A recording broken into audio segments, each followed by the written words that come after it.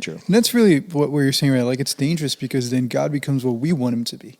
And it's so easy to just do that because it's comfortable. Like, if I can just create a God to be exactly what I want him to be, then I don't need to do the things that he calls me to do. That's right. Like if he's like, like he's just a God who loves me, who wants to be with me, he loves spending time with me, then I don't have to be holy. Right. You know what I mean? So like, it's just so tough because like, that's what culture preaches at us today. Right. Like, hey, like, what is God to you? Oh yeah, that's great. Just run with that and just don't bother anybody else. You know, like, it's just so dangerous. But I think God calls us to know him for who he is, not who we've had made him up to be. And that's so dangerous.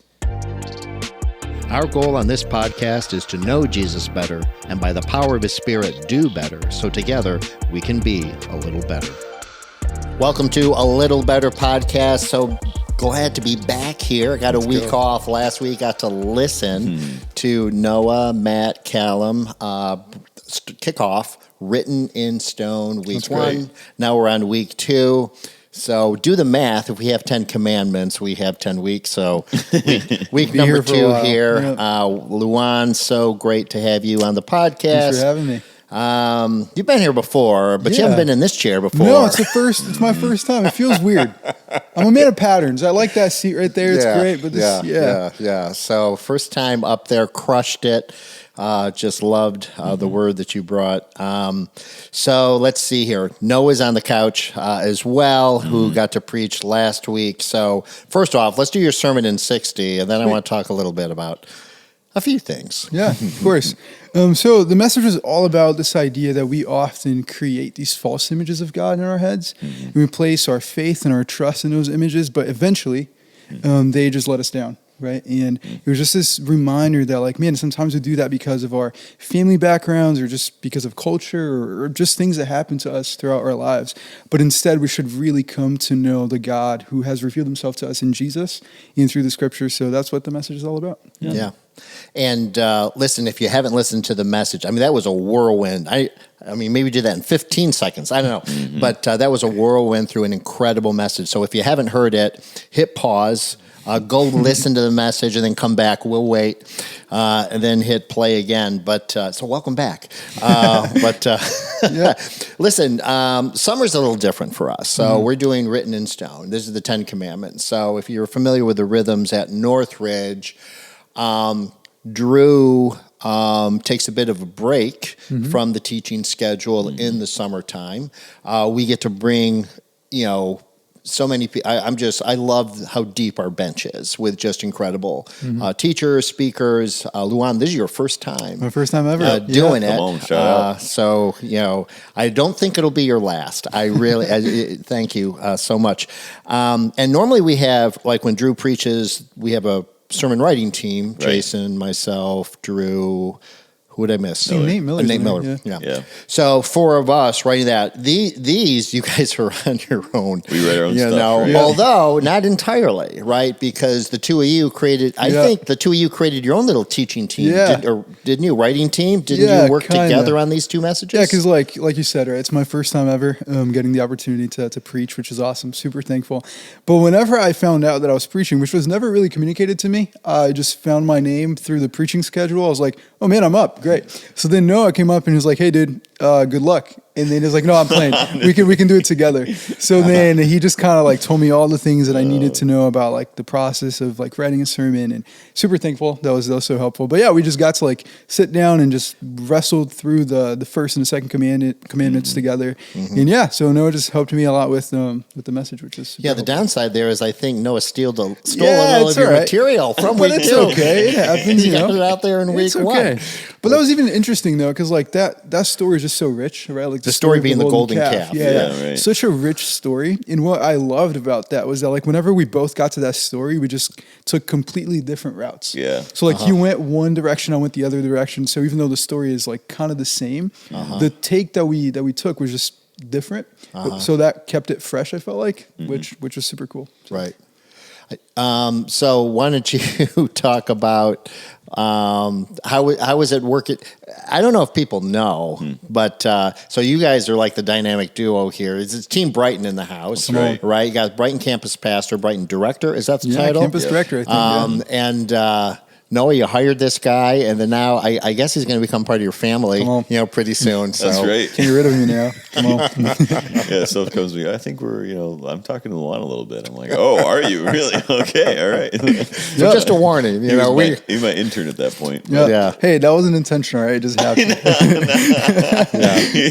So when we say welcome to the family, we really mean that. Oh, man. I love that. Got some family Welcome here. home, welcome to the family.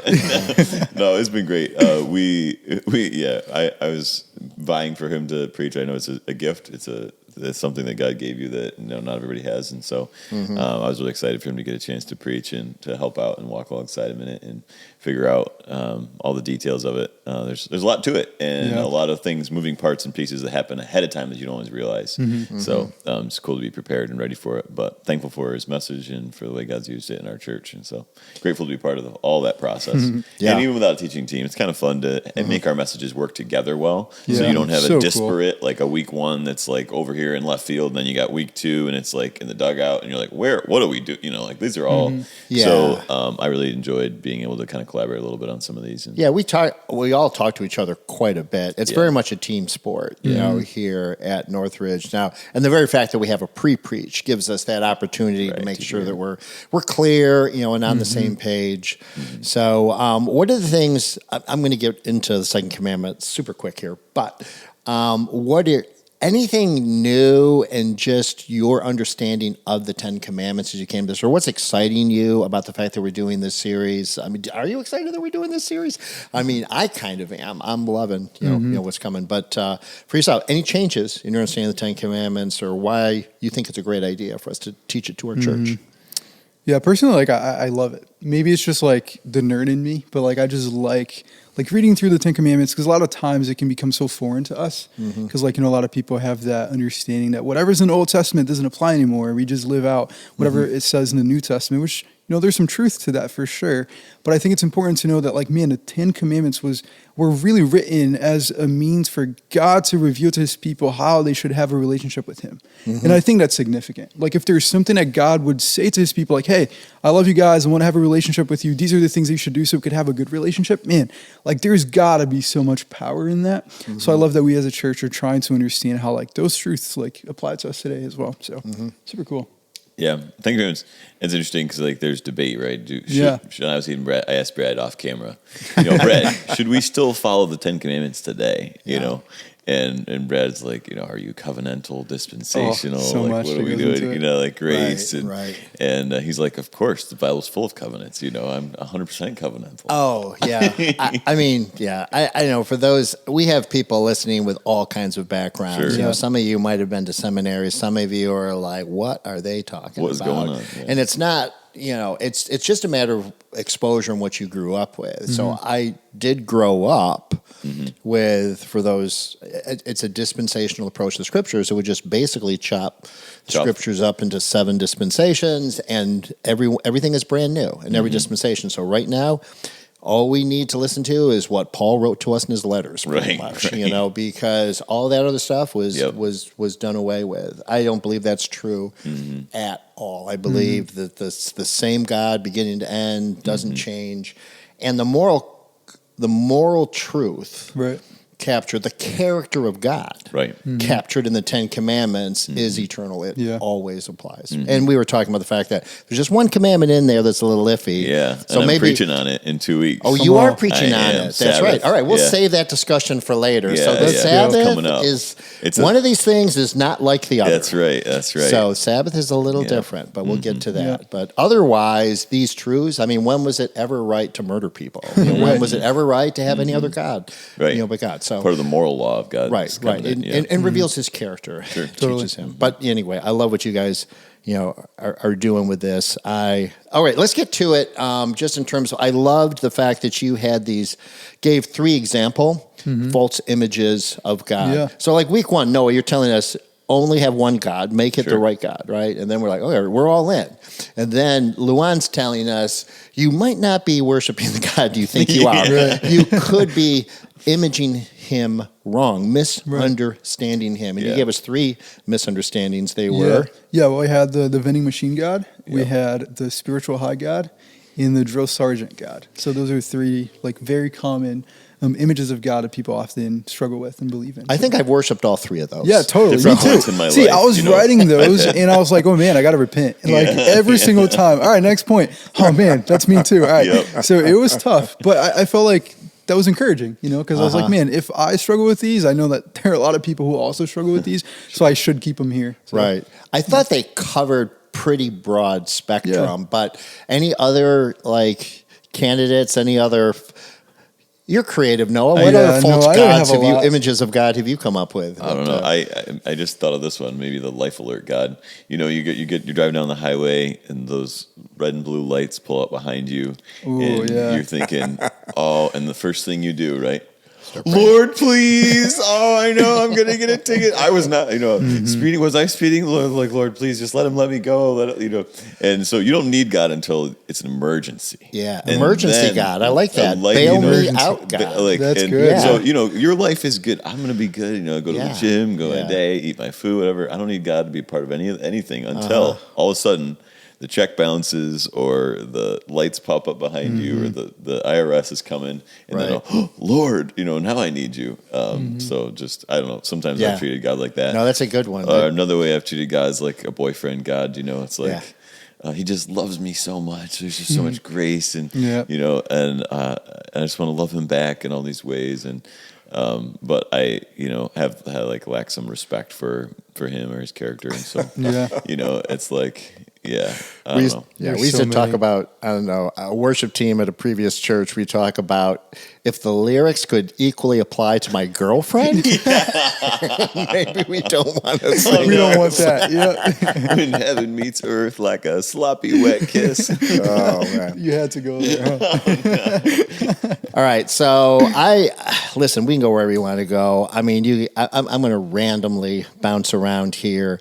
But I do think one thing is, this is the craziest thing. So I'm listening to you, and I'm remembering a line from Jesus Christ Superstar, this musical. Now, I'm not recommending Jesus Christ Superstar. Wow. It's I've never seen It's that. an Andrew Lloyd Webber musical, really popular on Broadway. Yes, back from the 70s, but it's very skeptical. It has a very naturalistic view of Jesus, very cynical. Sure. Judas is almost the hero of it. But Judas has a line, says, if you came to, he's criticizing Jesus, says, if you came today, you could have reached a whole nation. Israel in 4 BC had no mass communication. So it's like, if Jesus came today, what would it be like? I mean, we'd be flooding the Instagram reels, the vlogs, stuff. Yeah. But all we have, and this has got to be the wisdom of God, right? That all we have is he chose to place him, 2,000 years, and all we have really is words and the Holy Spirit. That's right. Mm-hmm. So we don't have a video of Jesus. We don't know how he cut his hair. We don't know what he looked like, what styles, We'll just watch The Chosen. What was his breakfast routine? We don't know, right? Yeah. So it's but if it was today, we would obsess, about all those things. So I am going to get to a question here. So here's the question. Trusting you. Because you mentioned in your sermon, like, hey, it's okay to be creative. Yeah. And I'm thinking, is it? Or is all creativity, is there good and bad creativity? When do we cross a line? So there's creativity, but when do we start get into danger or trouble? When's there a false image? So I think about things like, Chronicles of Narnia, and we've got Aslan. That's clearly Jesus, but isn't C.S. Lewis imaging Jesus? What about The Chosen? We got a guy walking around telling jokes. It's like, ooh, I don't know. Should we be imaging Jesus? So I don't know. Is that worth talking about? What do you guys think about the role of images? Yeah, I think that's interesting, and I think it's something I address in the message, right? At least I try to, right? Because the command is pretty simple. It just says you shall not create for yourself any images. So if you just read it at face value, you're like, okay, so we just shouldn't create anything, and that's it. Right. Be very minimalist, just words only. And I don't think that that's the case because, there are some people who are so creative. Like Noah, he comes up with ideas on the spot, which is what he does. There's so many people who paint or make music or, do graphic or interior design. And that's good. I think God wires people a certain way to be creative, and we should use the gifts that God has given us. But I think the distinction there is really the idea of what we worship, right? Because a lot of times we create these things within this context, we're talking about like idols and like images that represented something. Like we create these things, and the problem is when those things that we create become gods for us. When instead of just using those things or appreciating those things, like I can look at a painting and it's a beautiful painting. And that's fine. It's a created thing and it's beautiful. But if that painting now becomes the object of my worship, that's the problem. So I think what God is saying here, based on some studies and like some things I've been wrestling with, is just that like, man, it's okay to create things, but if that thing becomes a God in your life, if that now becomes what you worship, what you give your time to, what you give your attention to, what you give your money into, that's a problem. So I think that's really what God is addressing here. I don't know. What do you think, Noah? Yeah, it's interesting because a couple chapters later, God actually calls his people to make a snake, to make an image, and to put it up on a pole so they can save a bunch of people. And later on, the Israelites people end up worshiping that snake, obviously, and turning it into a god, and the kings will see it get torn down and thrown away. But it's interesting that God is like, don't make an image. No, actually make this image, And so I don't think that the command is really don't create the 16th chapel, don't create an image of, because obviously the Protestant movement, comes along and it says Catholic icons are now bad, get rid of all of them, right? Get rid of Jesus hanging on the cross. And so we'll say, I never like to have, my grandpa used to always say, don't like to see Jesus on the cross because he's not on the cross anymore, so I'm never going to see like a crucifix with Jesus' body on it. And so I think people have these different beliefs and things that they've kind of carried with them traditionally. And the Protestant movement is like, all right, no crosses, no, golden, whatever. We're just going to be minimalist. We're going to keep it stripped back. Right. But I think the command is more about, what you worship and where your heart goes with it. Right. The people making a snake wasn't the problem. The people bowing down and worshiping that snake was actually the problem that happened. Right. And so if God's snake was used to deliver so many people from, their pain, their suffering, their agony, and then it went on to be, a god, the problem wasn't that God's snake was used for good. It was that people turned it into a god. Yeah. And so if there's things then in your life, your image of God begins to change and you begin to put something else in his place or think differently or have different expectations. One of my parts I loved about your message is that it's a God that you could control. And so instead of trying to understand who God is really, and by reading Hebrews, are going to look at the perfect image of Jesus. And, that's how you can tell a counterfeit dollar bill is by studying the real thing. Yeah. So if you want to see the real thing, go look at Hebrews and see who Jesus is and really line that up with these other versions of boyfriend God, emergency God, bodyguard God, all these gods. But if you really want to see the real thing, look at Jesus. And that if the way you could control a snake is you can see it, it's physical. You know what to expect. So you make up these expectations that when I get in trouble, God's going to bail me out. That if I follow all these rules, that God's going to give me what I want. I punch C3 because I did my tithe, did my time. Then I get what God promises me. And so you make up this view in your mind of this expectation tree for who God is, and then you begin to worship that instead of the true God. And oftentimes it's easier to do that because those are things we can control. Those are things we can count on. And in my message, I say it's an illusion of control. Right. We think that we can avoid pain. We think that we can be comfortable by having control over the gods that we worship. And eventually they actually end up controlling us, right? That snake that we thought we could control eventually could end up controlling us. Yeah. And another danger that I would throw out there, and maybe you guys could talk more about this, think more about this, is what about if you end up worshiping like other deities like Buddha or, you're worshiping other See, now you're pulling religions. It back to week one. I don't know. I'm just saying other like religious figures have other, idols really. Or like we were in Africa where you have witch doctors and they have gods that are actually, and maybe you're worshiping a demon or maybe you're worshiping like, you don't know what always is behind some of the other. I don't know, thoughts on that? No, what I loved about, again, it shows up in that story of the snake. I love that issue of, you mentioned control. So in some ways, there's a healthy use of images because one thing I was looking at was the Bible does image God. So Sure. there's helpful ways, because God gets himself described as a consuming fire or a storm, or he is our rock, or he's our fortress, or a shepherd, or a mother hen gathering the chicks, or the potter who shapes the clay, or, John is just thick with them with like living water, bread of life. I am the vine, you are the branch. Those are all images. Sure. So these images are helpful. Sure. But I think a couple of things show up. One is, you mentioned control, where it's just like, wait a minute, God, you're not playing your part. I punched C3. I'm supposed to get a girlfriend. This machine.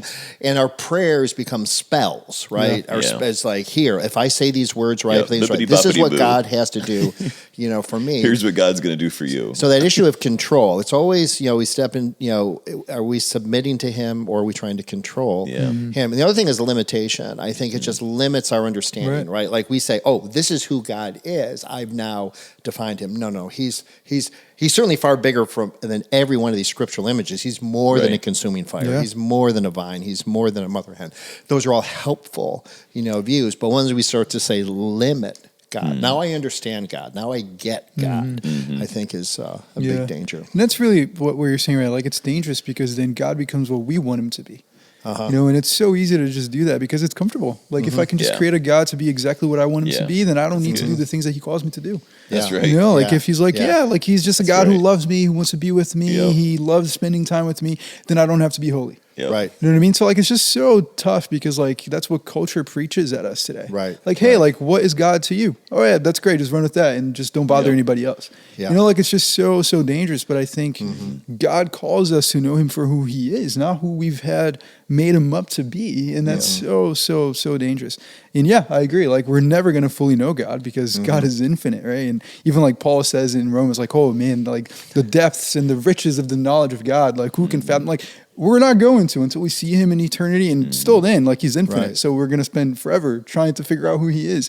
But when we try to put him in a box that we've created, I think we miss it, Oftentimes, I actually think people walk away from faith because of that. Yeah. Because they made a version of God in Sunday school that doesn't stand up to the philosophy class in college. Yeah. And so they learned about Santa and Easter Bunny and Tooth Fairy and Jesus. Yeah. And then someday someone says Easter Bunny's not real, Tooth Fairy's not real, Santa's not real, Jesus not real either. And some of the questions that, our Sunday school answers, we have all these things. Oh yeah, just trust God and just believe with all your heart. And that's how, and you'll be saved. And then you get to college and your questions and friends are asking you and you're trying to figure out what your faith means to you. It's not your parents' faith anymore, and you're a long ways from home and church is hard to get to, and you end up saying, you know what, I don't know that I believe, I'm skeptical about these things, this truth, and who God is to me was this loving father figure. I had this version of God in my mind who would help me when I needed him, but he's kind of a crutch for me now, and I don't really want to need that crutch anymore. And so they end up rejecting God because they had a version of God that wasn't the true God. Right. And so instead of finding the true God and worshiping him, they end up rejecting this false image of God they made for. So a lot of my friends, I think, walk away from faith not because, they didn't have loving parents who taught them the Bible, or didn't have grow up in Christian homes, or didn't have church, didn't have friends or community. It's because they believed and they had a structure of who God was in their mind that wasn't real. It was false. It was like worshiping an image instead of worshiping true God. Yeah. And it's so dangerous. But even like thinking through all of that, like I still consider that to be grace. Like the fact that God would allow us to get to a point where those false images that we create, just are completely shattered. Like we come to that point where God is no longer what we expected him to be, or he's not doing what we thought he would. Like that's God's grace, because it gives him the opportunity to be like, hey, I'm not like that. Here's what I'm like. Like, here's who I am. And it's just like really heartbreaking. Like, in the sermon, I share my own story. Like, it's heartbreaking. Like, you come to that point, like, God, I thought you were going to do this. I thought you were like this, but you're not. Like, what the heck? Right. And God is like, yeah, that's true. This is what I'm like. Like, here's who I am. And it's like heartbreaking, but also so comforting that like there's grace in it. Like, God uses all those things to show us who he is and like bring us into a deeper relationship with him. So, Yeah, I love that. I mean, only in the sense of, I have the heartbreak of a couple of adult children who are far from God, but do I say they walked away from the faith, or do I say they walked away from a false image? Because there's the hope, and there may be There's the the grace. positive, the grace in the journey is to have false idols destroyed, false images destroyed. Of course, now we're praying that the light of the true God falls on their path and they see Him. Yeah. But And even thinking of that, like what comes to mind is like Paul, right? Like when he writes, I was given grace because I acted in ignorance. He didn't know who God was. He was a believer in the God of the Bible, and he was knew killing the Old people left and Testament right. better. He knew the Ten Commandments Right. better than any of us Exactly. who preached on He was these, right? killing people left and right, and Yeah. doing things for the sake of the name of God, and he was still acting in ignorance. Like he didn't know the heart of God, right? And I think I was the best of the Pharisees. Right. I was the chief of sinners. Yeah. It's like you can't even be That's a better. big compliment. You can't even be better than me at being bad. apparently, whatever Like, he I'm does, bad. he needs to be the best. Right. Whether it's the best Pharisee or the I best was sinner. That bad. does both. I was truly bad. I was worse than you'll ever be, man. You got nothing on me. that's so funny. Listen, this has been an incredible conversation. I love it. Let's bring the plane home with this, which is, Luan, what encouragement might you have for someone who feels let down by the God they thought they knew? Yeah, sure. I think it's twofold, really. One is, man, I've been there. Like I feel like all of us can testify to that. Like Absolutely. we all believe in an image of God that's simply not accurate. Like it's just the reality of the sinful world. Like we are sinful. Like we have desires, we have things that we want, we have things that we need, and we oftentimes create a God that just meets all those needs and wants that we have within ourselves. And that's okay. Like we have that, like I've been there, and it's okay. Like it's okay to come to that point when you realize that, man, this is not who God is. But on the flip side of Might be things, good for you. right? It's Might be great. best, yeah. And that's the thing. On the flip side of things, like, man, what an amazing opportunity. Yeah.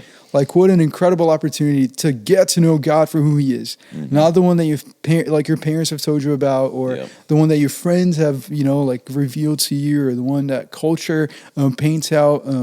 But man, like God, for who He is, as revealed in Jesus, as revealed in the Scriptures, like that God. And I guess my encouragement is just that, like, man, get to know Him, because like He wanted to be known by us, right? Like He sent Jesus to die for us so we could get to know Him. So like, man, what an opportunity. It's just like, God, I've been believing in this image of you, and it's not accurate, but like, would you please just like show me who you are? And like, I know like that was the case for me. Like, man, He wants to be known, and He's gonna reveal Himself to you. So yeah. And even like a good application step for my message is like, man, go read Hebrews. It's a great book.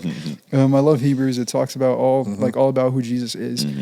So yeah, that's my encouragement. Like, it's okay. Like, don't feel defeated or beat up because you've believed the false image of God, but see that as grace, as an opportunity to know God for who He is. So Yeah, thanks so much. Really appreciate that. I'm being ministered to by these messages, so encouraged. You can find, if you're listening to this the week of the message, iwant.info will get you to a study guide for the book of Hebrews, or just read the book of Hebrews. That's the most important thing. Let's see the real Jesus. All right. Next week, if you do the math, you know that we're on commandment number 3. You can look it up yourself. We'll be back here for the next 8 weeks, and it's just going to keep getting better. Yeah, it's great. See you then. Peace.